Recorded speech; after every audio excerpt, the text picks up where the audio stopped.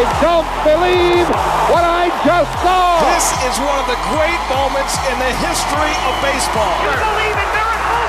Yes! Is this the dagger?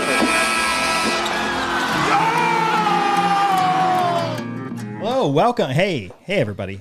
How you doing? Hey, welcome. We're beyond the mic checks, Matt. Just do the intro. Grab a chair or get in your car. Do whatever you're going to do. This is like Vince Scully here. Pull up a Welcome. chair and grab yourself a beer and wiggle your toes. It's time for a ball game. It's time for This Day in Sports. This is our podcast where we take a calendar day, a day of the year, and we revisit its sports history. And we do that with some research, some haphazard research.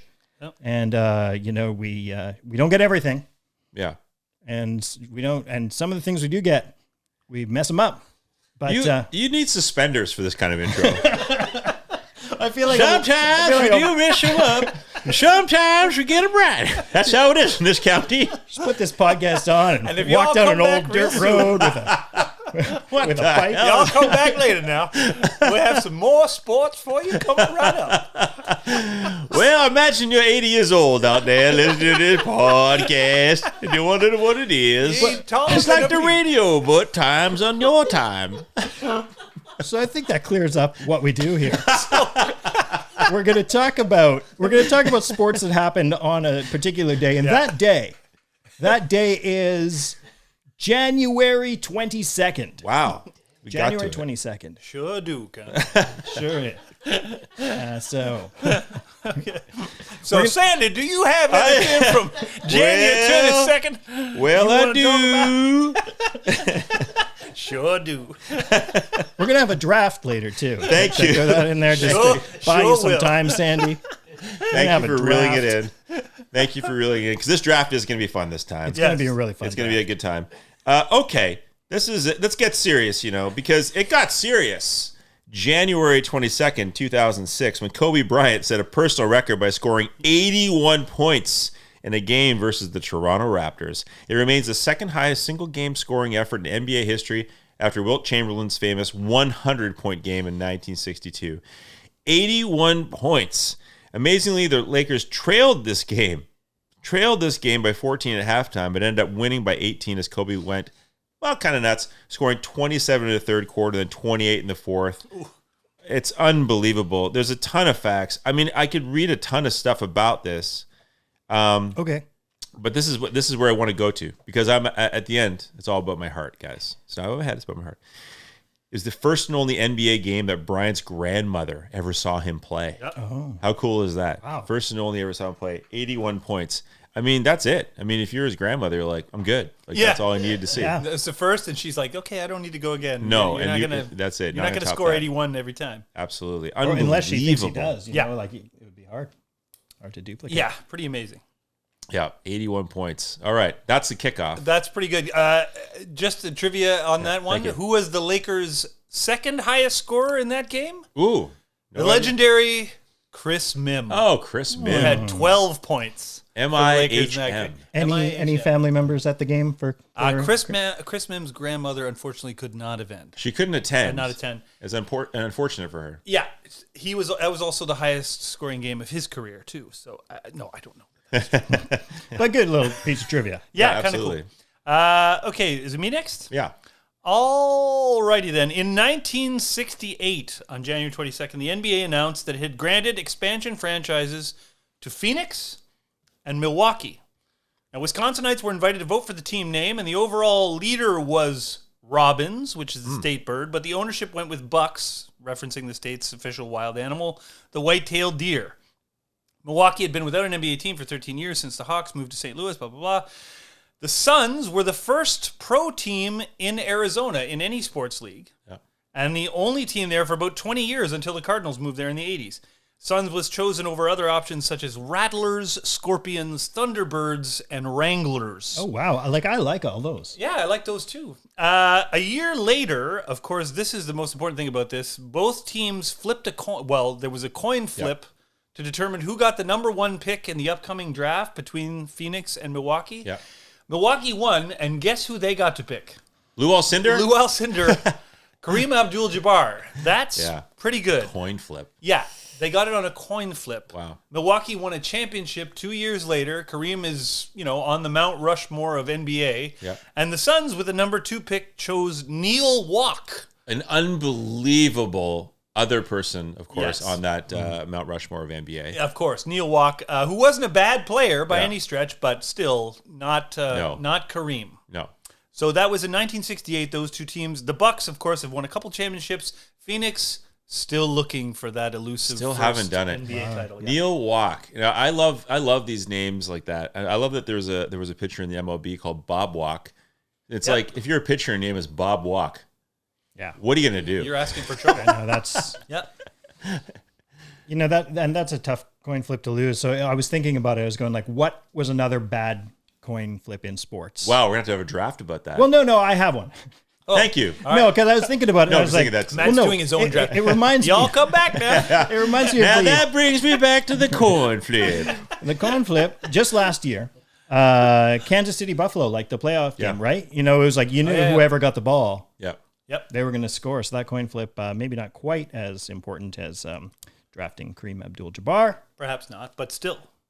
And Matt, that game was only one day away. It was actually January 23rd, 2022. Oh, that but was we the- are we're January 22nd. That's what right, this is we all are. about. And speaking of which, January 22nd, 1987, due to a major blizzard in the Northwest, just 33 fans showed up to watch the New Jersey Devils host and defeat the Calgary Flames. 334. What did I say? 33. Oh, 334. I missed a Wait, guy. wait, wait. I counted Big them all and I difference. missed a guy. You missed the guy counting. Oh, it was me. Oh my God. Okay, so Should've this counted is, yourself. This is where I was in 1980. No, I wasn't there, but imagine. So they sold 11,247 tickets. Yeah. And just 334 fans showed up. And both teams in their completion were there. Like all the teams showed up. Like both teams showed up. No Yeah, one's I out. even think I don't have this in front of me, but I think there was something where I think the visiting team, so I guess that would be the Flames, they were staying like in a hotel like right Right. there. So they were all there in time. Yeah. And the Devils Coming were like from all their coming homes. from places. So one guy I Yeah. think even had to leave his car, like give the keys to a police officer or something like that and walk the rest of the way. But I think that they wanted to, like, you can start without a full bench. But the Devils, they wanted a full bench. Like they didn't want to lose the game. And I was reading somewhere, like I think that they were like sort of hiding guys and like trying not to say hold we on, have, hold on. like wait till everybody's here. Wait till everyone's Yeah, here, so they yeah. could so they could. What'd you say the have a final full score in the bench. game was? So it was 7-5. 7-5 for the New Jersey Devils. The home team won. Yeah. The guys who made the most effort, I guess, to be there won. Sure. 12-goal game, though. Doug Sullivan scored the second hat trick of his NHL career that night. The legendary Yeah. Doug Sullivan. Yeah. He's So- kind Who of the doesn't Chris remember Mim. him? Chris Yeah. Mim of the Devils. He's the Christmas. That's right. Well, Matt, in 1984, January 22nd, 1984, Annette Kennedy of SUNY Purchase set an NCAA women's basketball record when she scored 70 points in a game versus Wow. Pratt Institute. Purchase won the game 116-21. So that's not only a major offense, that's her, amazing defense. Yeah. Kennedy had 30 points at halftime. She made 34 field goals in the game. No 3-point shots at the time. Just 34 straight up 2-pointers. Okay. Oh. She only made three free throw attempts in the game and missed one of them. Even more remarkable, Kennedy was just 5'5". Wow. 5'5". She came into that game having just scored 53 points in a previous game against Concordia College just days earlier. Unfortunately for her and countless other great women's players, she finished college with no pro league to try to play in. The WBL had folded just a few years earlier in 81, and the WNBA didn't begin playing until 1996. So she and a lot of other players kind of fell through the cracks at that time. Yeah. The Women's American Basketball Association started in 84, trying to capitalize on the U.S. women's team's 8-0 gold medal winning performance in the 1984 Olympics. Had some great players, but most of the teams folded before the championship game was played. So now we are living in a time when the WNBA is flourishing, is doing well, is holding on, has held on, and has actually been successful, which is great. But Annette Kennedy at that time, there was just no other option. Nowhere to go. Yeah. And I don't know enough about women's basketball at that time to know if Annette Kennedy would have gone on to, like, maybe. Yeah. I doubt SUNY Purchase was one of the higher, most elite basketball programs at the time. But nevertheless, 70 points in a game, she was doing something right. And you know, you she think could obviously shoot. Without 3-pointers Yeah, too. and So it's no 3-pointers, 70 points, 5'5". Yeah, and no size mismatch. Like, it's not like she was 6'10" and nothing nobody like could that. defend her. Like, No. she clearly could shoot and play. No. And it's sort of referencing back to like when Chamberlain gets 100 points, there's a size factor there. Yeah, There's I can just stand here all day and do this. yeah, you can't stop me. Pretty amazing that Kobe's day and Annette Kennedy's day are the same day too. Yes. That's pretty extraordinary. That's very cool. In another basketball story, on January 22nd, 2018, in a 132-128 OT win versus Chicago, Pelicans big man DeMarcus Cousins records a 44-point, 24 rebounds, and 10 assist triple-double. Boogie becomes the first player since Kareem Abdul-Jabbar, it all ties back in, to have at least 40 points, 20 rebounds, and 10 assists in an NBA game. And it's just the 10th time a player has ever done that in league history.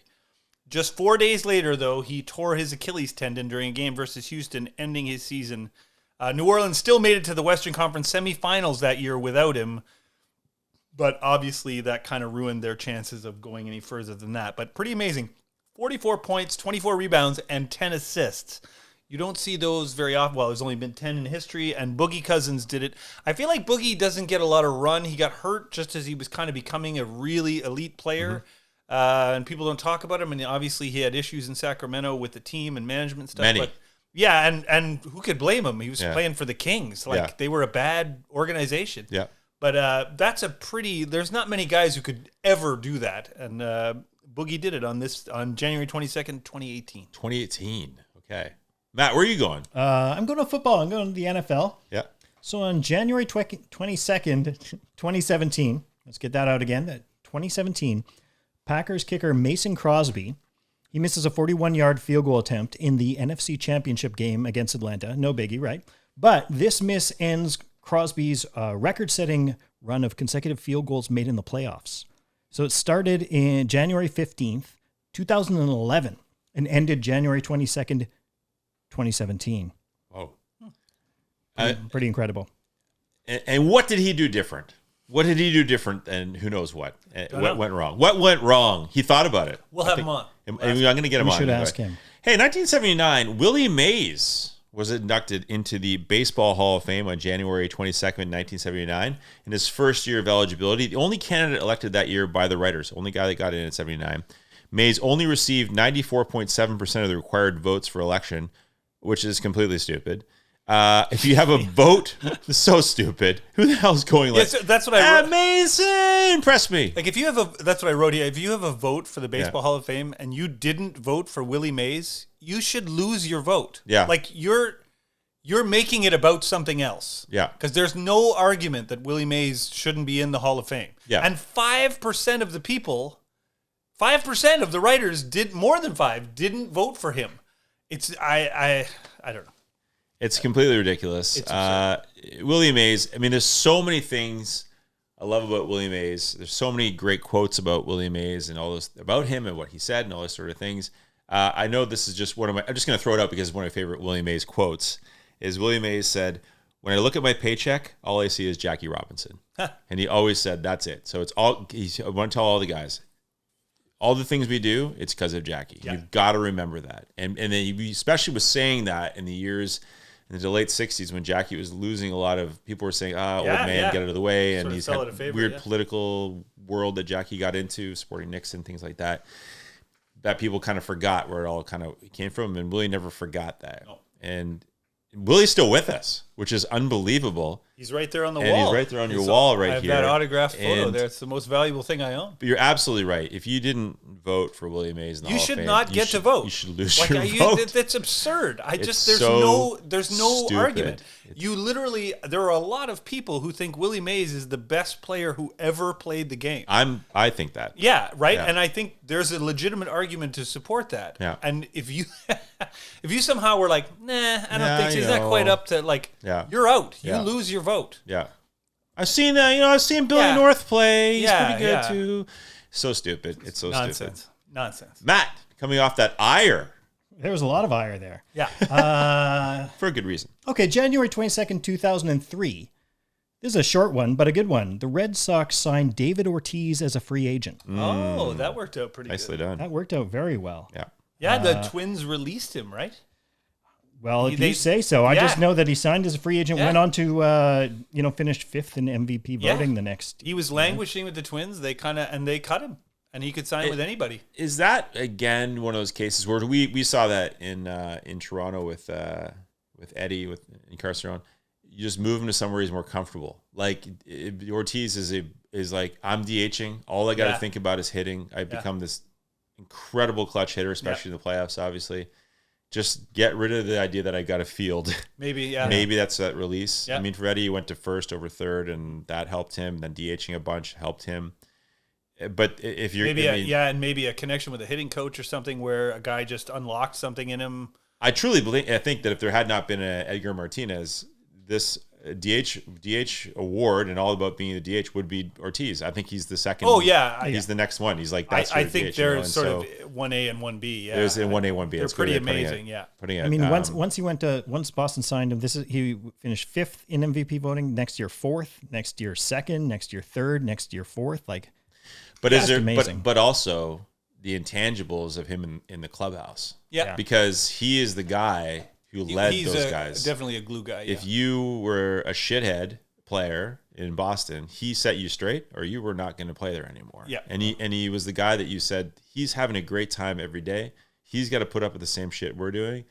He was a leader in that clubhouse, and I don't know much about how we're talking about Edgar Martinez. I don't want to compare the 1A, but that intangible of Ortiz too, I think came to life in with Boston, where the Twins may have never have seen that. They didn't. Obviously, they didn't. Yeah. Yeah. And also, for everybody who would argue that clutch is not a thing, I would point to David Ortiz in the playoffs and say, well, clutch is a thing. How many times did you watch those Red Sox playoff games and go, he's going to hit a home run? Yeah. And he did it. I know. I mean, the It other is player extraordinary. I think about with that was like Griffey. Like I remember watching Griffey at a certain point going like, he's going to hit a home He's run. going to hit a run now. But That's Griffey was exactly doing it in games in April against the Angels. Ortiz was Yeah, doing great it like point. Against the in the World Yankees Series against the and- Yankees. You're right. Every time he came up, and you thought, boy, if he hits a grand slam here, the game's different. He's gonna do he that. just hit a grand slam off Joaquin Benoit. Like, he Yeah. was incredible. He was. And he killed the Blue Jays for a long time. So And he had a great time doing it. Yes, and he was impossible to dislike, which made he it... just loved him. He was awesome. I think his bat was 300 pounds. I believe that was the final weight of that bat. So I guess what Biggest I'm bat I've saying, ever seen. what I'm saying is Blue Jays could have signed him. Thank you. Yeah, anybody could have. Thank right? you. Anybody Right? could have, but also, why would you? Based on that, No, it's not like it was he just had very to- lucky for the No, Red it's Sox. great. Changed their entire Lightning in a bottle. trajectory. Yeah. I got one here quick. 1998 at a ceremony with Born to Be Wild playing in the background. The owner and general manager of the new Minnesota NHL team announced that the team would be called the Wild, Thank you. which is in my mind a regrettable decision. However, when you hear what the other 5 finalists for the Please. team name were, you may think Wild is pretty Please. good. The other finalists were Blue Ox, Yikes. the Freeze, Uh-huh. the Northern Lights, the White Bears, and the Voyageurs. Wow. Okay, was- if you had to pick one of those. Yeah. It had to pick one of You those. had to pick one. I'm partial to team names ending in an S. I don't like, Yeah. but I would have picked the White Bears out of those, but I wouldn't. What would you What do you pick? think, Matt? I don't know. Like, I've got mine locked Do they in. get polar bears there Not, in Minnesota? But also, yeah. No, I don't think they. maybe they come down there. Like, well, I don't know. No, I probably don't, not. I don't think they do. No, Where are you going? Gosh, I hate to say it. I think I'm going with the Freeze. Man, I was going Voyageurs. Yeah, but Yeah. but again, yeah. It does seem Voyageurs seems more of a Canadian thing. Yeah. But it I- seems I- French Canadian. Wild. Right? I think we can all agree that the Blue Ox would have been a mistake. that would have been a mistake for sure. But what's good is you've alluded to when with Born to Be Wild playing. Yeah, We're going to get into a draft a little bit later on. It's Yeah. going to be about some songs. That's some of right. our favorite songs. it So that- all ties in. I think we got to get that thing cooking. They Quick hits. needed to talk to the. No. I just want to say they needed to talk to the person who was naming the Suns. Get the Rattlers, the Scorpions, Thunderbirds, Wranglers. Those Yeah. were Yeah. those.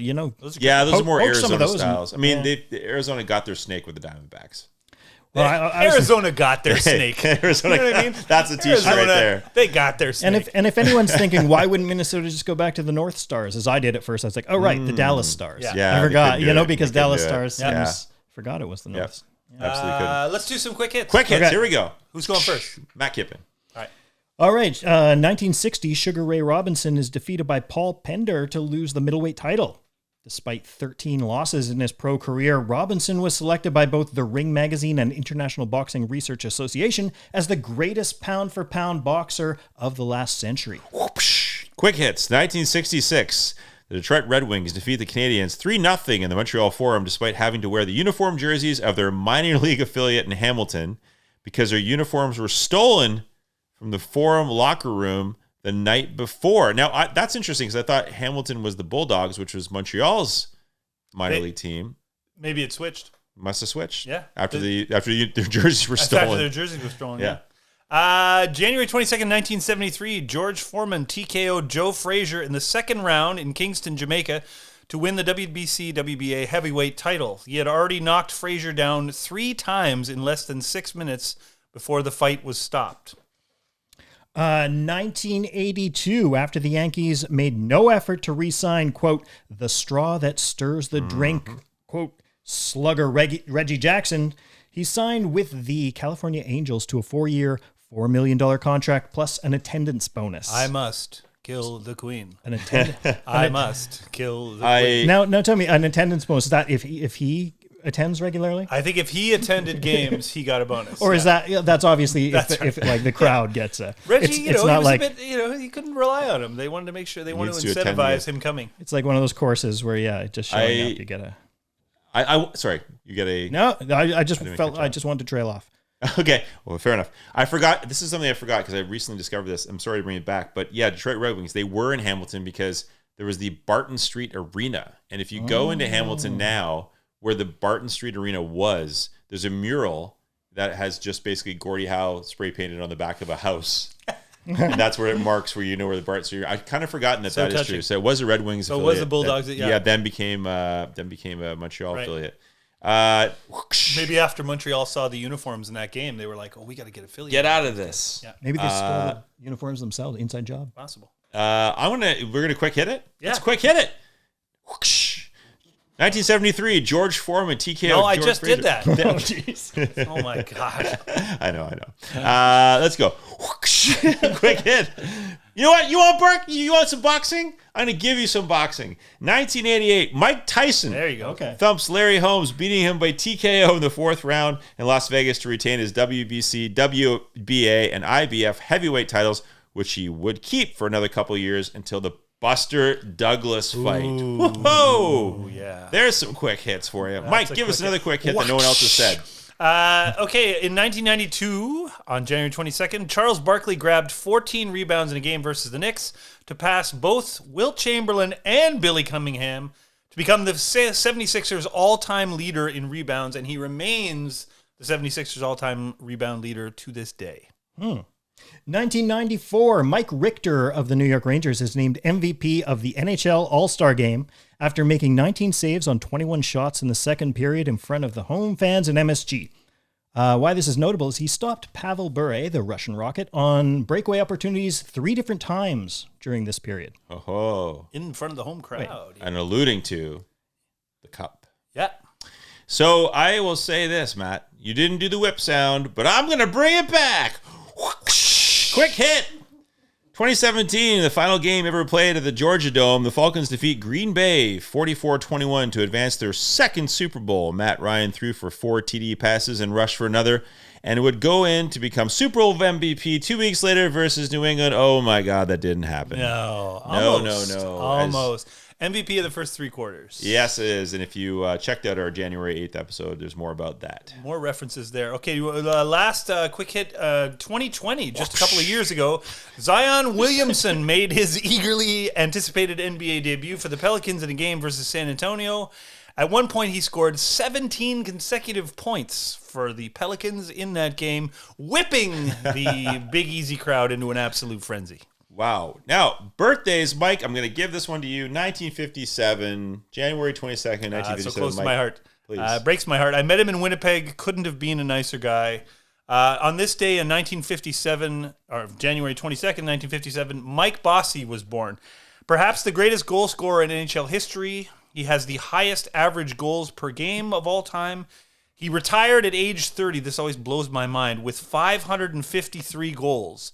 He also scored 85 career playoff goals, and he had 4 seasons where he had more assists than goals. He won a Conn Smythe, he won the Calder Trophy, he won 4 Stanley Cups, won 3 Lady Bings. He was a 5-time first-team All-NHL, and he had 9 straight 50-goal seasons. Wow. We just lost Mike Bossy this year. He's one of my favorite. He was my favorite player when I was a kid. Thank you for letting me talk about him. Absolutely. I had the Mike Bossy Titan hockey stick. Yeah. Forget about the Gretzky. As did I, yeah. I had the Bossy. I had the Bossy, too. Yeah, it was a big rivalry. I remember those commercials. Yeah, and if you face off and if against you each went other. to Canadian Tire, there were a lot more Bossies than there were Gretzkys. Yeah, of course. But I didn't care. Bandwagon. I wanted that Bossy. Yeah. I wanted the Bossy, too. Absolutely. Where do you want to go, Matt? Oh, how about born on this day, 1931, Galina Zabina, Ooh, okay. Russian shot putter who competed in 4 consecutive Olympic Games between 1952 and 1964. She won a gold, a silver, and a bronze in separate Olympics, and was the first, or in separate Olympiads, and was the first. Thanks for correcting that, yeah.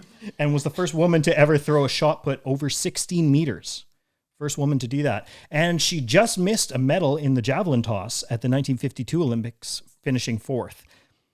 As a child, her father had died on the front lines during the siege of Leningrad. Well, her brother, it's getting darker. While her brother and mother died of starvation and cold, and she was nearly fatally weakened. Whoa. She was Russia's second best shot putter in 1968 at the age of 37, but was not allowed to compete at the Olympics due to her advanced age. What the heck is going on? That is bonkers all over the place. Pretty incredible story. Pretty amazing story. And the first woman ever to throw 16 meters. That's pretty, that's no slouch. Well, we went dark. That's okay. We're going into deaths, but I want to put some light on this death because this is someone maybe not a lot of people heard about, but they should hear about. Yes. We've talked about in the past too about Matt and I being Manitoba people, so it's going to swing back into some Winnipeg. In 1989, Willie Wells, legendary shortstop nicknamed the Devil, was inducted into the Baseball Hall of Fame in 1997, and also a member of the Cuban and Mexico League Hall of Fames. He was nicknamed El Diablo by the fans of the Mexican League because of his intensity and incredible physical gifts. He was called the finest shortstop, black or white, by many who saw him play, including fellow Hall of Famers Cool Papa Bell and Charlie Gehringer. Won the Negro League Triple Crown in 1930 while playing for the St. Louis Stars. He later became a player-manager for the Winnipeg Buffaloes of the Western Canadian League before retiring from baseball in the mid-50s. Check it out. Check out his information. Check out the Winnipeg Buffaloes. And especially if you're listening to this out in the prairies, that jersey is sweet. That team is very cool. Yeah. Winnipeg Buffaloes. Check them out. And Willie Wells. And I looked a bit into it, and I guess this Manitoba, the Buffaloes, sorry, the Winnipeg Buffaloes, they played in the Mandak League, which is like short for, I guess, Manitoba and North Dakota. Ah. Okay. So it was formed in 1950 with 2 teams based in Winnipeg, the Buffaloes and Elmwood Giants. There was also the Brandon Grays, the Carmen Cardinals, and North Dakota was represented by the Minot Mallards. Oh, Minot. Very nice. Minot, North Dakota. I love, this is kind of a big reason I wanted to do this podcast in the first place, is to talk about stories like this and guys like this. Like I'm a big baseball fan, and I will confess I did not know a lot about Will. I know a lot about other Negro Leaguers. I did not know a lot about Willie Wells. That's a pretty amazing story. And that the fact that he's in the Hall of Fame in the Cuban and Mexican League as well, because he wasn't allowed, obviously, to play in the major leagues. And called everywhere. Yeah, called the finest shortstop by many who saw him by play. guys who really knew what they were talking about. That's kind of a cool thing about doing this podcast, is bringing up little stories like that guy. And that woman we just talked about, the Olympic athlete too, Galina Zabina, that like those stories are kind of a cool part of why I like doing this so much. Yeah, we want to dig up some names that we don't always talk about or have never heard of before. And learn a little bit about, Well, even Matt and I, being from Manitoba and Winnipeg, I had not heard of Winnipeg Buffaloes. Had you, Matt? No, I hadn't. And it's such a cool history of these guys. I knew about the Winnipeg Whips. I knew about, obviously, the Gold Eyes, but not a lot about that team, which is very cool. The Minot is so great. Minot. You ever been to Minot? I must have. Well, I once traveled with a band, Propaganda. But whatever you want to say. Check them out. Yep, from Winnipeg down to Minot. And I remember the chant the whole way was, why not Minot? Why not Minot? And Chris Hanna drove that joke into the ground about as hard as he could. Why not Minot? And that's the only reason I remember Minot. And I was like excited to hear that name once again. Just down there, just south of Winnipeg is Minot. Hey, friends, let's get into a draft because we talked about music. We talked about music very briefly when the Wild were born. Born to be Wild was playing. I can only imagine the executives dancing to that song, which would have been like the uncle dance. I would have killed to find video of that, but I couldn't. Well, let's see if we can track it down. But talking about music, how important that is, and we want to get into a draft that's all about music. But of course, Matt, as you know, and Mike, you know, we always have a sponsor. A bit more, but what? You know, we both know. Every one of our drafts is sponsored by our wonderful sponsors, and today's no different. Who's our wonderful sponsor today, Mike? Today's episode is sponsored by our friends at Photomat. With over 4,000 small, yellow, pyramid-shaped huts located in the parking lots of malls across the U.S. and Canada, Photomat would like to remind you that they are your one-stop shop for all your photography needs. Whether you're turning in a big roll of 24 pictures for overnight developing, looking for that hot new disposable camera, or you're a school teacher looking to make a new 35mm film strip for your class, Photomat is the place for all the tech-savvy amateur shutterbugs out there. Oh, yeah. Plus, we also have a wide range of your favorite movies for rent, available on VHS, Beta, or Laserdisc. And we're now selling blank tapes from the most trusted names like TDK, Memorex, and Kodak. Right now, you can get one free upgrade to 1 hour photo development on a roll of 12 pictures if you follow us on Instagram at This Day in Sports 8. Photomat, the hut where you can see the future come to life. Oh, it's so nice. That's so good. I didn't know Photomat rented movies. Oh, yeah. Anyone recall that? They were one of in like 1979 they started doing it. They were ahead of the curve. Remember getting like a doubles? You get doubles printed and you have like... Oh, yeah. Because you wanted, like, that worked for like one picture you wanted to give to somebody and keep one. Yeah. But then you had doubles of all these bad pictures too. Yeah. Oh, yeah. Too many doubles. Yeah, Too many doubles. Just get one and, you know, figure out what you're going to do with it. No, you couldn't select your doubles. You just had to get them all. Yep. I didn't realize that dilemma. Yep. But Photomat. Thank you. Every year at Christmas, my mother would get photos taken at Christmas, and one of my brothers, for like 12 years, it was the running joke. In every photo of our family Christmas, one of my brothers, one of us is giving the finger to the camera. And it's a slow burn because you don't get it right away. She doesn't find out for like a week, right? Yeah. Because you got to take it in and get it developed. So she's like mad. She has to yell. And, but every year, one of us would just ever so suddenly, as she's taking the picture, give the finger. My dad's wasn't the finger, but my dad's biggest thing with my brother was my brother liked to take photos and then he'd go get enveloped. And my dad's thing was just, I'm looking at your photos. Put somebody in these photos. Because my brother would just take pictures around the backyard, like of a tree, of like a chair. And he was just like, you're wasting film. Scott. Again, my brother Scott. This is Mr. Big from episodes past. Yeah. You got to put somebody in the photo or it's not worth printing. Yeah. It's a waste of film. What a waste. Yeah. Yeah, you can't go shoot nature. Put somebody in the picture. Otherwise, it just looks like a postcard. Come on. What is he? Exactly what he said. That's funny. That's exactly. He said this looks exactly. It looks like a postcard. The dad argument. Why do I want this, Dad? My dad said, "Hey, friends, we're into the draft. It's going to be exciting. You get first pick. I get first pick. Now we've got different categories. We're talking about music, all the music that pumps up the crowd. You know, it gets them going, and we kind of broke it down into 4 categories. The first category we're going to explore is a real classic, really, is the MLB walk-up song. The song that gets the crowd excited. As soon as you hear that song come on, you know that person's coming up to the plate. I get first pick, and I'm going with a Dr. Dre favorite of mine. What's the difference? Now, not all of you may know what's the difference, and we can't play any of that music without getting severely sued, and as Matt knows, scared. We can't get severely scared. We get severely sued. So we're going to keep it cool. But check it out because we're also on Spotify and iTunes, other places like that. You can look up the song. Dr. Dre, What's the Difference would be my walk-up song for MLB. Okay. My walk-up song was, I was going to go personal for me, but then I decided, no, I think you're right. I think it should be a thing that gets the crowd going. So I'm going back a little bit, but I'm going to pick Bulls on Parade by Rage Against the Machine. Wow. Okay, yeah. Because I feel like that song is impossible to not sort of get adrenalized to, that bam, bam, bam. So that's my pick. I think probably you only get like 10 seconds played, right? So I'd have to pick a kind of maybe the real peak of that song, but that's a pretty awesome kind of thundering song. And you're strictly a singles hitter, right? That's right. Crowd's going in a frenzy. Oh, yeah. Here's the single. I'm a two-hitter. Consistently. I'm hitting the ball the other way. I'm bunting. Yeah. Bulls on Parade. Good choice. Yeah, I was worried you were going to pick my pocket here, Mike. I'm going up there.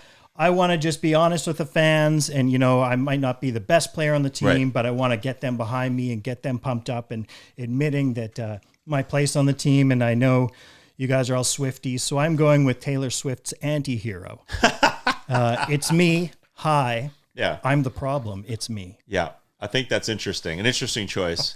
So we've got our MLB walk-up song draft section done. Yeah. That's right. We're going to continue the draft, Next section. switching the categories. Now we're going to just jump over the WWE. Now this is something. This is a category or a section of what you call sports, I guess. Sure, it's sports entertainment. Those guys are amazing athletes. Which we don't dip into very much. So we want to get into a little bit of that for some of our crowd that enjoys the WWE, of course. Now, guys, I'm going to be honest with you.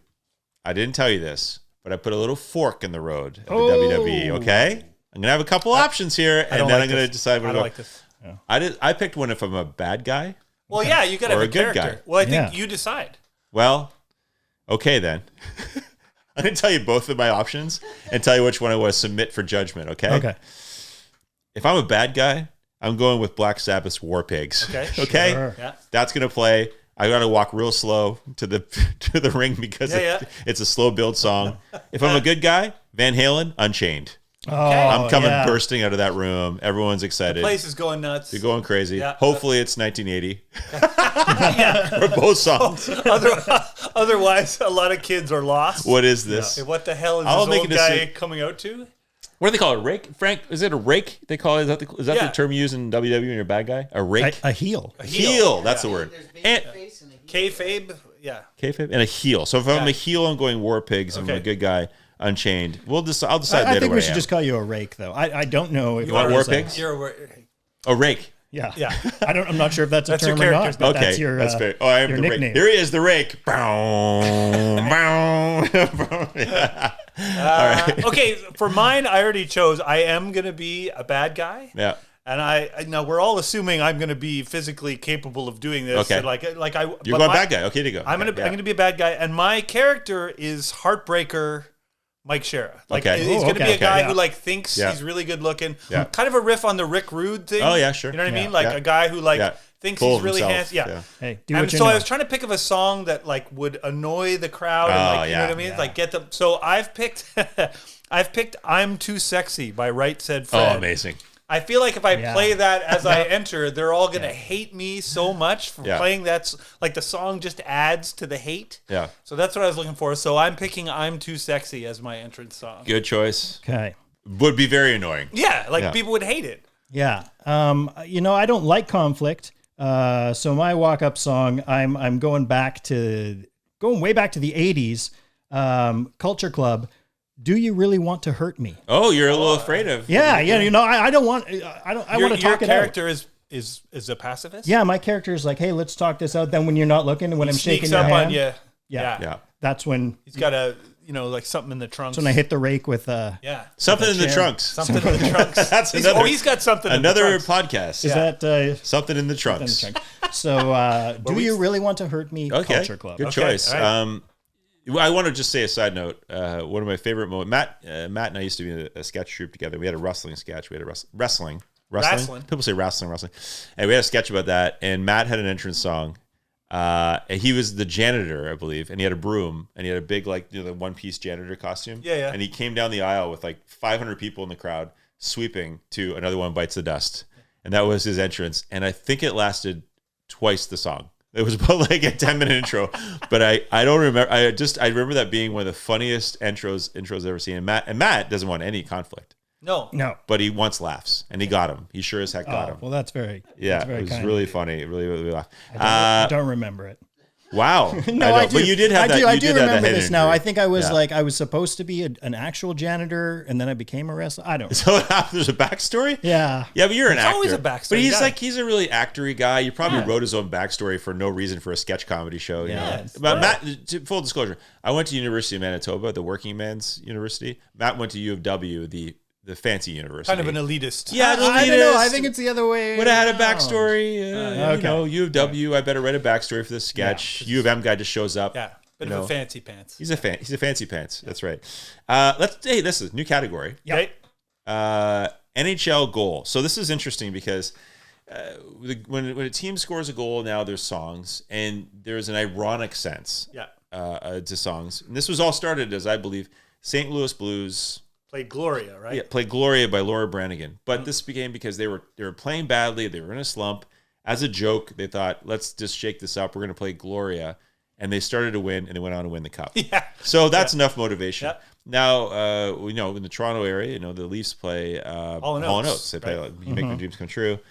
These ironic songs. Yep. And I'm not going to go down that road because Okay. I've actually kind of stopped enjoying that. I want to have a song that I'm excited about. Sure. And this particular song, I worked on the NHL awards one year where they decided to open the awards with this song, with highlights. I had like a super band playing this song. It was, and that to me was a great opening for the NHL awards. I think it's a great song that teams should play when they score a goal. Tom Petty, Running Down a Dream. Oh, yeah, that's All right. Just the energy right away on that song is phenomenal. it's a great song. With the highlights and that stuff. So I'm going to go with that as your team scores in the NHL, that's the song. In you your play. home arena, Yes, they do the there you whole go. light show thing, Yep. and they play Running Down a Dream. Yeah, That's I'm going with pretty that. Mike, what do you got? Well, I went ironic because I'm going to milk that for every Okay. last little thing. Sure. But it does tie into hockey. You're going to have to look this up on YouTube, but it is worth it because this song is so unbelievably awful. It is a duet or a co-production between Don Cherry and Chris Shepherd. Oh, my God. And it is Rock'em Sock'em, and it's like a techno song that Chris Shepherd produced, that Don Cherry is the singer in. You my have to God. find it. It's so glorious. And he's like, let's go, let's go. Like, it just samples Oh, wow. Don Cherry saying stupid things. It is the worst song, but it would be kind of fantastic Oh, now. my God. I think it's from like 1996. Yeah. It's glorious, and I think it would work in the ironic way that teams are kind Oh, of it's trying so to do that perfect. now. That's so perfect. So I would advise everybody listening Yeah. to try to find that because it is the Really visuals funny. on it are fantastic too. Like Cherry's wearing this long trench coat and a fedora, trying to look. It's awesome. It sounds It's absolutely so good. awful. Yeah, it is Oh. horrendous. Frank's figuring it Frank's out. finding Now, it. if you listen to previous episodes, Frank did drum up the Glenn Anderson "Leafs Are the Best" song too. Yeah, So he this did. is probably in the same pocket. Matt, what do you got? All right. A goal to the other team is often felt. It can be a shot through the heart. Oh no! So no. We're gonna get Bon Jovi in here. You give love a bad name. I think it's just that goal's gonna go in. Yeah. Mike's gonna cheer and Mike's gonna scream, "Where's the Bon Jovi?" And it was a shot through the opponent's heart. I mean, I'm surprised. I'm sure a team does use it now. Close runner-up was "Oops, I Did It Again." I think that would really troll the other team, wouldn't it? Just like Yeah.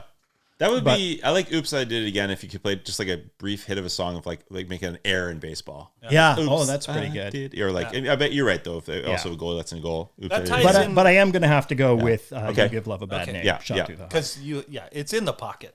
In the pocket. Yes, Matt. Mike. No, that ties into our next category Yes, thank too, you. right? Which So is- yeah, absolutely. So what we thought to close it out, big trend in minor league baseball is to troll the other team, play bad walk-up songs. One of the most fantastic things is Josh Reddick, Major League Baseball. Every once in a while, he would have fun with his walk-up, and he'd play "Careless Whisper" by Wham. Yeah. You never knew when he was going to do it. And people freaked out on Twitter and said on socials and said, "Oh my God, it's Careless Whisper Day. Josh is playing Careless Whisper." So this is a song that you play to just troll the other team. I've got one specifically for like, you got a guy who's been up and down, not making he's gone to the show maybe a couple times, or he's been trying. He's like a career minor leaguer, late 30s, still playing. He comes to your park. Talk about a backstory. This is a backstory to my song. Guy like that, you got to play Boys to Men. End of the road. Oh yeah, absolutely. Yeah.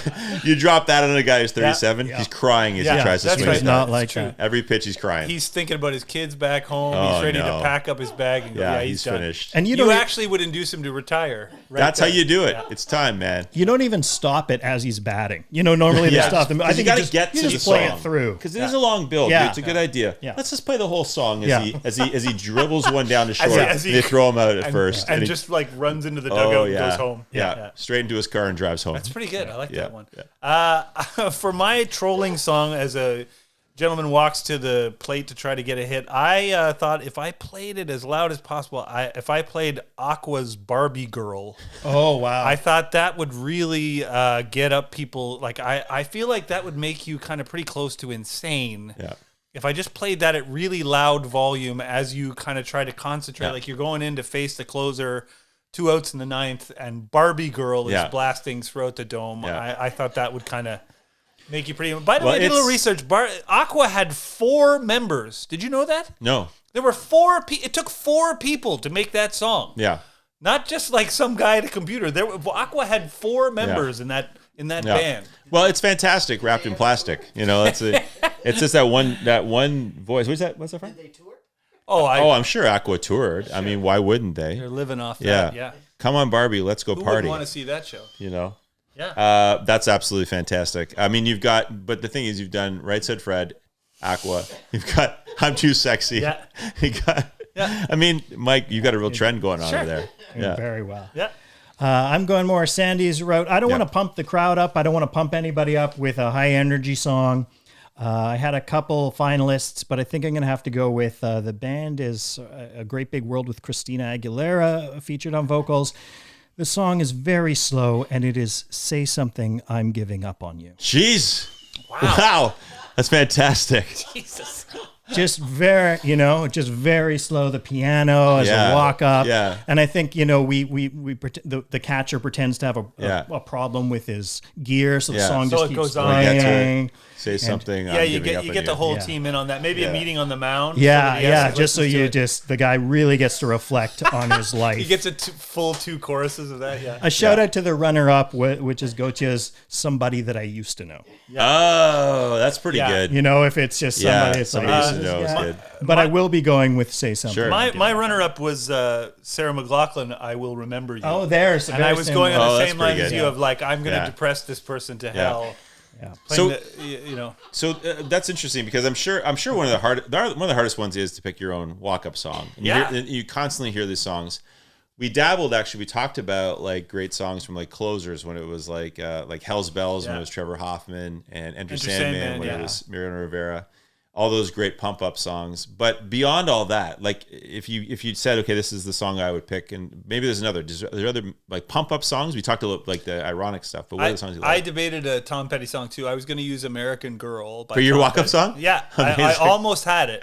Yeah. as my walk-up song. It was the runner-up, but that was more for me. Yeah. And it was I was trying to think of the crowd too. You know what I Yeah. mean? So I thought the Rage Against the Machine would kind of work better. Oh, that is really good. Yeah, I debated the theme from the television show Succession. Oh, Just because it's got it all, anticipation, dread, Yeah. the gravitas Yeah. and fallibility, absurdity. Yeah. The feeling that even when you win, you're going to lose. My not to get too dark, but I've written my funeral out. And the Natural is going to play when they're taking theme my from The Natural? coffin out. Oh, wow. But that's what Billy Joel plays every time before he goes on stage. They play that over the speakers before he comes on stage. Really? Yeah. So I feel like he's got it in life, but I'm going to get it in death. Okay, guys. But that would be that song. You can't. That song's a long build till you get to like. Yeah. It's a long time that Randy Newman. I takes mean, to Mike get and there. I can do it a cappella at your Sure, funeral. I would if you like. love that. We'll sing it. I would love that. I think that'd be great. I mean, it's like would be fantastic. I think it Would you would be okay with a last minute pivot to You Give Love a Bad Name? I think. We'll talk. I think if you could off pivot camera. to. It's fantastic, wrapped in plastic. That's all you can say. That's all you can say. We're getting sued. Don't All right, get sued all right, for let's Barbie Girl. let's do You know, a quick. Let's do a quick wrap of, Let's do. of our. Do you want to hear them again? Yeah. Sure. Okay, I'll just go Sandy, down my do all list. of yours. I got MLB Walk Up. I've got Dr. Dre. What's the difference? I've got WWE. I'll go bad guy. Black Sabbath, War Pigs, NHL Goal, Running Down a Dream, Tom Petty. My trolling song is End of the Road by Boyz II Men. Mike, what you got? Okay, my walk-up song will be Rage Against the Machine, Bulls on Parade. My wrestling song is I'm Too Sexy because I'm Heartbreaker Mike Shera. My NHL goal song is the Don Cherry Chris Shepard collaboration, Rock'em Sock'em. Wow. No one picked your pocket there. And there was not much chance there. And my bad song to mock a player as he comes up to bat would be Barbie Girl by Aqua. All right, my baseball walk-up song is Anti-Hero by Taylor Swift. My wrestling walk-up song is Do You Really Want to Hurt Me by Culture Club. When the team scores, I want to hear Shot Through the Heart and You're to Blame. You Give Love a Bad Name. And my trolling song is Say Something. I'm Giving Up on You. Fantastic. Well, we've got a guest here, as always, to judge our music choices, and he's in the music field. He knows what he's talking about. Let's jump to that judgment, fellas. All right, joining us to judge our musical choices is Leslie Seaforth, better known as in the music world as More or Less. He's a producer, DJ, and hip-hop MC whose interests range from pop and chips to brunch to all things nerdy. All of his music is worth checking out, from his albums like Brunch with a Vengeance, Nerd Love, and The Human Condition, to his multiple collaborations with the Backburner Crew, to his many guest appearances that include some classic tracks with friend to our podcast, The Word Burglar. If you live in the GTA, that is the greater Toronto area, you're probably aware of the legendary hip-hop karaoke show that was at Revival for many years. Les was the co-host of that show, which was always packed, guested by legends of the hip-hop world, all of which Les has multiple stories about, some good stories, some bad, some don't meet your heroes moments, some legends were great stories. Les has all those stories from hip-hop karaoke. And in 2020, Les also received a Canadian Screen Award nomination along with Peter Chapman, Peter Project, Coins, whatever he's calling himself these days, for Best Original Song for We Run the World from the film Riot Girls. He's always busy. He's a Renaissance man, of course, if you will. He loves to dive into the nitty-gritty of music, so he's a perfect person to tell us what we nailed and what we got wrong. Welcome to This Day in Sports, More or Less. Yeah. All right. Thank you very much for that very, very, very awesome intro. Thank you. Yeah. Worked that. Yeah. It's good. You covered lots of angles. That's good. I knew that was important. And so Les, thanks so much for being here. And of course, we've covered many angles with our music picks. Of course, we are a sports show mostly, and music has such a huge tie-in to music. And we have a bunch of categories we drafted on. We want to see what you think of those. And the very first category we went with was baseball walk-up songs. And that was kicked off. I had Dr. Dre, What's the Difference? Mike had Rage Against the Machine, Bulls on Parade. And Matt went with Taylor Swift's Anti-Hero. So pretty much all the same kind of song. Yeah, you know, you guys are so in sync with each other. It's like your brain waves are matching.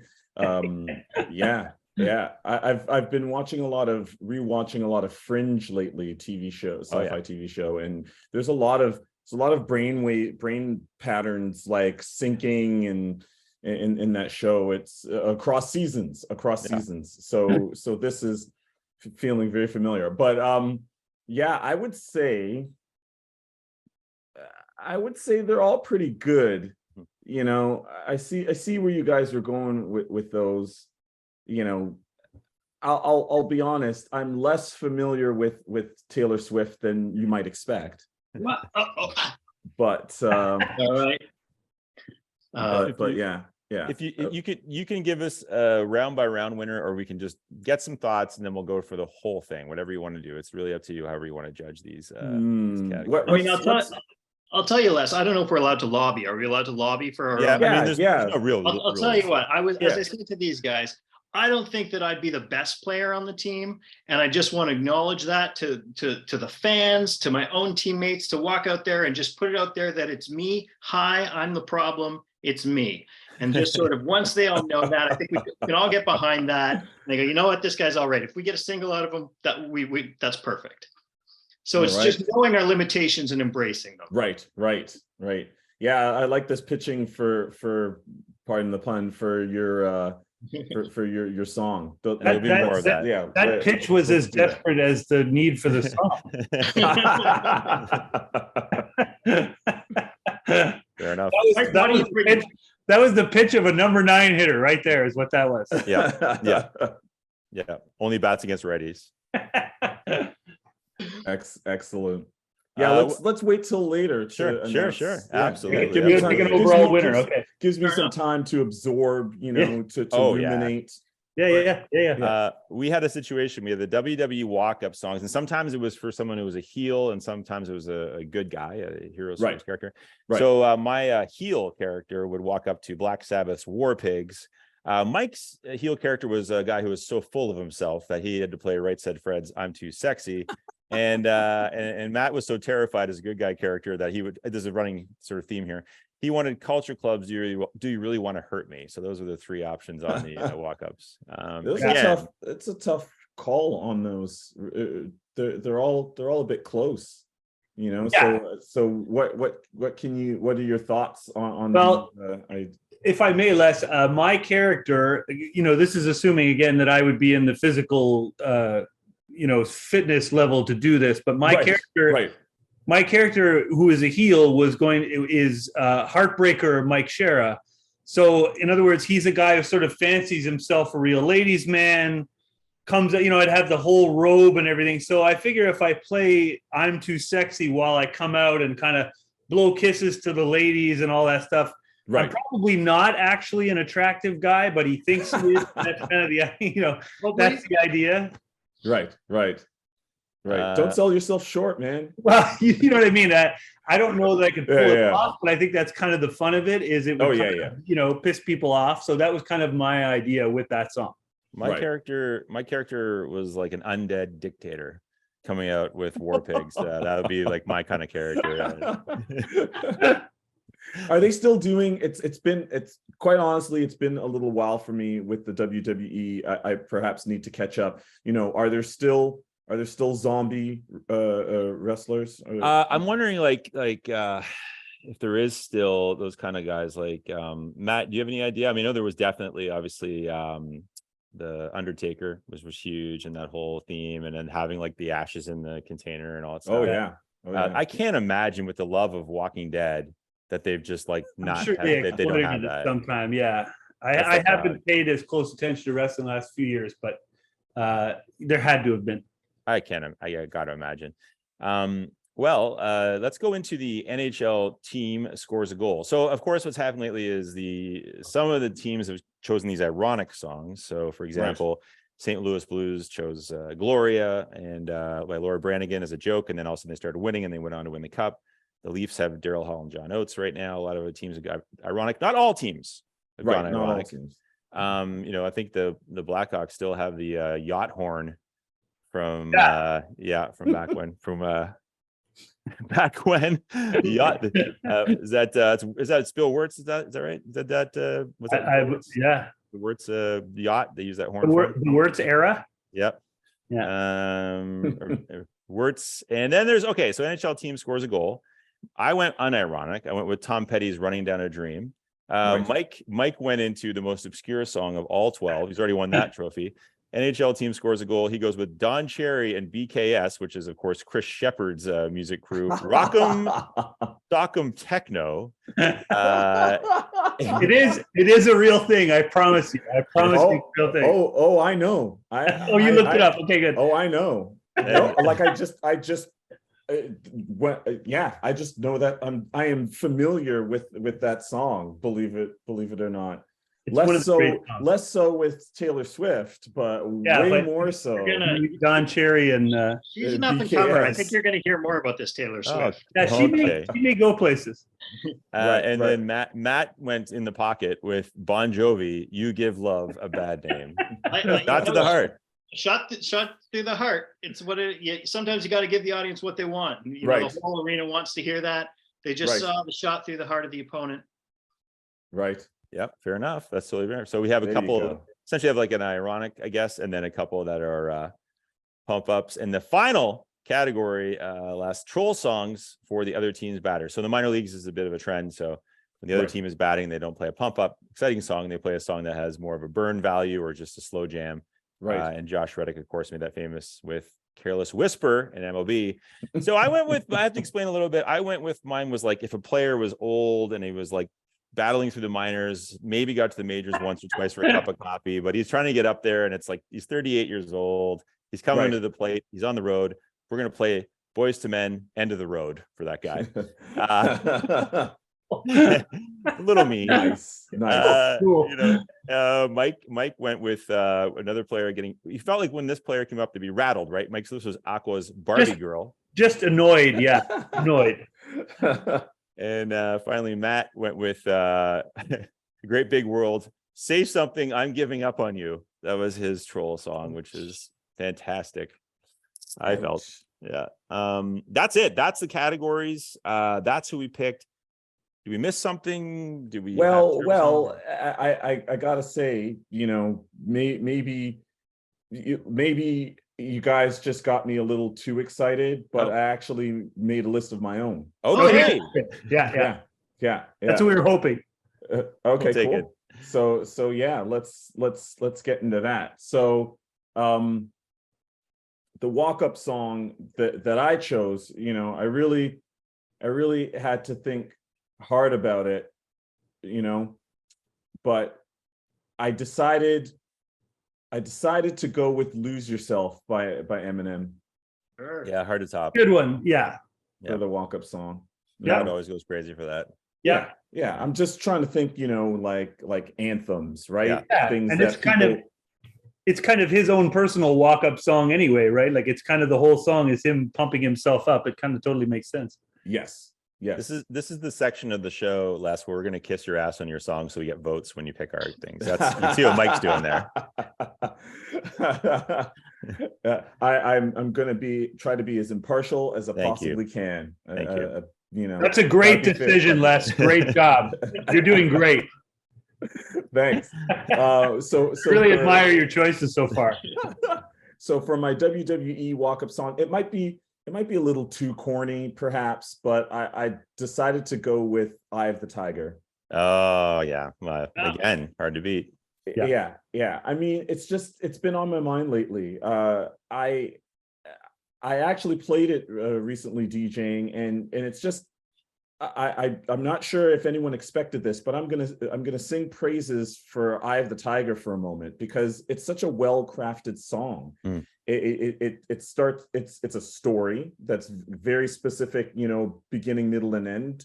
He's working up to challenge. He's getting there, and then it's like don't lose sight at the end. It's like don't lose sight of yourself. When you're in this fight, and it takes elements from the first and second verse and mushes them together in the third to get so that it all still relates. It's very complex. I've just become absorbed in that song. But anyways, I just wanted to interject to say, I love the fact that it seems like your wrestler wants the audience to hear the whole song. You're going to walk in there and you're going to hear people. Listen. Right. Listen. Right. I guess they'll only be able to have the guitars and that'll be it. And it's just like recognition factor. Yeah, totally. And then it's time to do some backflips and jump off the top rope. All right. Yeah. All right. So for my NHL pick, well, some folks might have some concerns. I don't know. I decided to go with the song for the Toronto Maple Leafs, and the song is "We Are the Champions." Okay. It's hopeful. Yeah. I'll say. Yeah. Yep. And, Mike, that was a big song for your 70s Islanders. When they would win the cup, they'd skate around to that song because that song was pretty new then in the 70s. And makes sense. Yeah. Yeah, I remember that very well as a kid. Yeah, one could say that I'm maybe trying to hype them up. Let's put it that way. Yeah, let's look at it. Let's put a positive spin on it. I am very curious about your trolling song. Well, that one actually didn't take much thought. It really was just like, oh, I know what that could be. It's going to be "Never Gonna Give You Up" by Rick Astley. Yeah. That's a great choice. It's gonna make some people dance and it's like distract them from what they're doing. You know, it's totally going to mess with other people's heads. It's not what they wanted to hear for sure. Like, yeah, I think that would be a good one. Yeah. To bust out. I think that would be especially good to troll like a player who's in a slump now but is signed to a giant contract and they can't get rid of him. Yeah. They just, we're never going to give, we'd love to give you up. We're just never going But to. we can't. Yeah.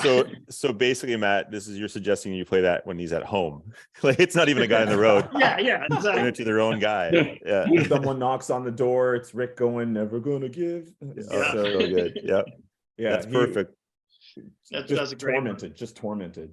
Les, you've done more work than I think all of our guests, maybe outside of Bob Tewksbury, who had 17 pages of research and giving us a list back. We do appreciate that. Yeah. This is the moment, though, looking at the collective works of the four of our drafts, the four things that are in our draft. What do you think?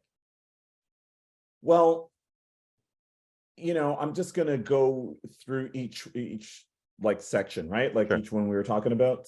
So I gotta say, right off the bat, despite my ignorance of this singer that you guys keep mentioning that maybe is a star, I don't know, I'm gonna go with Matt for Taylor Swift Anti-Hero. Oh my god! Right. It's just such a good story that he told with that. So I'm going with that. I'm going with that. The lobbying. Unbelievable. Yeah, that's Jeez. All right. So for the heel, for the WWE walk up, the heel character, you know, I got to go with my gut. It's going to be Right Said Fred. Oh my god. Oh wow, yeah. Like, you just, you know, sometimes you just have to go for the gusto. Like, you really just have to do the obvious, you know? Yeah, I'm not half-assing it over here, you know? Yeah, No, exactly.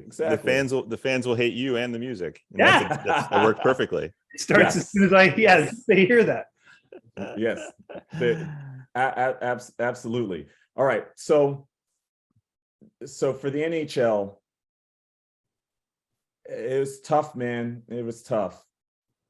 I think just because of how icky he is, and just the ickiness of it and the obscurity, yet still the weirdness. I got to go with Mike again for Don Cherry and BKS. Like, really, he just had to say that. You had me at Don Cherry and BKS. That's what I'm saying. That's what I'm saying. Oh man. Yes, sir. Yes, sir. And Chris Shepard. Like, I love that's like, I love the DJ producers who didn't actually do anything on the song. No. But maybe yell some things. Well, I think Chris Shepard had that whole, like, Chris Shepard. Like, you just do his voice. And he just I think all he did is just lend his name to that terrible, terrible song. Yeah. And that's it. And got a bucket load of money. He would have been hired to make some appearances at like some corporate gigs, and he would have just been pointing while the music was going. He was just pointing at people. They were excited. You know, I'm sure it went down like that. All right. So that last one, the troll song. Really, I want to pick my pick, but since I'm not part of it, you're not eligible. It is a great pick. I'm not eligible. I'm not eligible. Yeah. I think I am gonna have to go with Sandy's Boys to Men. Thank you. It really just like it hammers it home for those guys coming out to play, right? Like, yeah, really exactly. It's just an absolute burn on a veteran. The psychology behind it is deep seated. And it encourages it. Like, I imagine that it just encourages this sort of joyful sing along with the crowd. Like, they just really sort of jump into it. Well, that's so Mike won 2 out of 4, but that doesn't mean he wins the whole thing. Sure, I mean, really, does it? What was that system? Not necessarily. It's up to Les. Is that the system, or is it? I would like to say maybe for doing his as well, Les actually wins, and we're playing for second. Well, you know what? Well, I like how Kippen says this after I've won through the 4 categories. You haven't won anything yet, Mike. He waits until it's over, and then he's like, "Oh, I think somebody else should win." Yeah. You know, let's not play Calvin ball. This here. heartbreak kid is really a heel, isn't he? Yeah. Let's go with Mike. Congrats. There you go, you Mike. did it. Yeah, you did it. Well, Les, also congrats to you, because I do believe that Matt was right that was a better list than Mike's. But it's not maybe a better list than all of us, but definitely better than Mike's. Our expert would disagree. I think Mike's reward should be that he can only listen to that song by Don Cherry and BKS for like a solid hour. That changes nothing about my day. I now start every day with that song. That's how immune Let's go. Let's go. He's been exposed to the kryptonite so long that it no longer affects him. It pumps does me nothing. Les, we're into 2023 now, and you're working on some new music, I understand. Is there anything we should be looking for in the coming year? Oh wow. Absolutely. So a few things are happening. There's a project that I've been really sort of cobbling together of late. I'm excited about it. It's an EP. It's this. I'm going the route of if you're familiar with the works of Kool Keith, yep. I'm going in the direction of Dr. Octagon. I'm emerging with a character. So this new player in the scene, he goes by Lil Ol. Okay. And so Lil Ol is going to be coming out with an EP. Nice. and just rapping about all the old things that you could expect from a 90s-esque rapper. Oh, so good. Yeah. So awesome. There's that happening. And then also, being commemorative, 2023 is the 20th anniversary of my first album. Wow. And so it freaks me out, because it was difficult releasing an album when I was 2 years old, but I somehow managed to make it happen. So prolific. Yeah, so prolific. So the album is called Twisted Ants. It is going to be sort of a revisit, a remix, just a reconditioning of that first album. It's tying up loose ends. It's twisting things and morphing things into new songs. We're going to celebrate the first album. And yes, of course, the first album was the only stop for the Red Ants. Correct. Yes, this is going to be bringing it back. Hence the title, Twisted Ants. So all that and more coming out in 2023. And of course, you haven't, as you said, you've done guesting on live shows in the GTA area, anyways. But really, since the pandemic, you haven't done your own live shows. So we're looking for some of those live shows to come back. Looking to get back into the swing of things. I had the opportunity and pleasure of doing some online shows in this time period. So I'm not entirely rusty. So just a little scored on the edges. But yeah, I'm gonna polish up and come back out. Nicely done. Well, Les, as always, we're never going to give you up. And you guys never let me down. That works. Give us time, Les. We'll let you know. Don't worry. We've had so many guests come on and criticize our work and give some suggestions, but we've never had a guest come on with such a complete sort of like, what do you want to say, like a rebuttal list that was superior to ours. Superior work, for sure. Les, the creative juices got flowing. I love it. So thank you so much, Les. This has been so great. Please come back in another day and another judgment, and when we get going again in 2023. All right, we'll figure something out. I'm not going to say out loud that I take bribes, because that wouldn't be sportsmanlike. But I'm just saying. Mike did kiss your ass and then won. Okay. All right. Thanks, Les. Thank you so much. All right. Take it easy, guys. Thank you. All right. Well, there we go. Fair. The good, the bad, the ugly, and a nice surprise there at the end, which is so great. Thank you all so much for listening again. We love having you here. Mike, where are they finding us? Instagram, we're at This Day in Sports 8. Please follow us there. There's lots of juicy info on there, too. Well, that's the show. Well, And do we have to call back to that's the show we did, and that's something you might like. And if you didn't, that's okay, too. Everybody come in and join us next time. Yeah. And also, Bon Jovi sucks. Hey, no. Well, I made a few weird choices in my music. Maybe you never even wanted me to. Well, you made the weirdest choices, Mike. I want to mock him out, but you made some weird music choices. Yeah. I Okay, did. that's fair. Well, That's right, I did. That's right, you sure enough did. Sure well, enough. everybody, I hope you enjoyed this day in sports. I've been Sandy Jobin Bevins. I'm Suspenders Matt Kippen. And I'm Mike Shera. We'll see you on another day, another year down the road. We sure as heck hope. So there it is. Bye-bye now. Bye-bye. Y'all come back now, you hear?